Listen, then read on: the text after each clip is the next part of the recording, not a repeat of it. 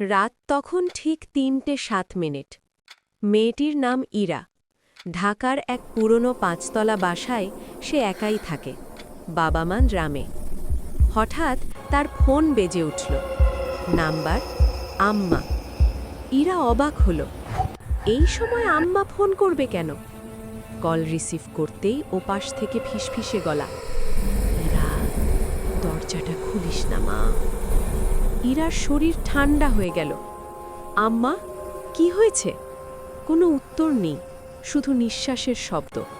তারপর লাইন কেটে গেল। ঠিক সেই মুহূর্তে টক টক টক বাইরের দরজায় কেউ নক করল। ইরা ধীরে দরজার দিকে এগোল। টক বাইরের দরজায় কেউ নক করল। ইরা ধীরে দরজার দিকে এগোল। কে? দরজাটা খোল। ইরার বুক ধড়ফড় করতে লাগল। তার মনে পড়ল, আম্মা তো এই মুহূর্তে গ্রামে।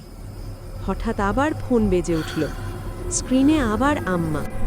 ওপাশ থেকে কাপা গলা, ইরা, আমি তো গ্রামে, দরজার কাছে যাস না। ঠিক তখন দরজার ফাঁক দিয়ে ধীরে ধীরে একটা ছায়া নড়ে উঠল। ইরা চিৎকার করল। লাইট নিভে গেল। পরদিন সকাল ভেঙে ঢুকে দেখে ইরা নেই।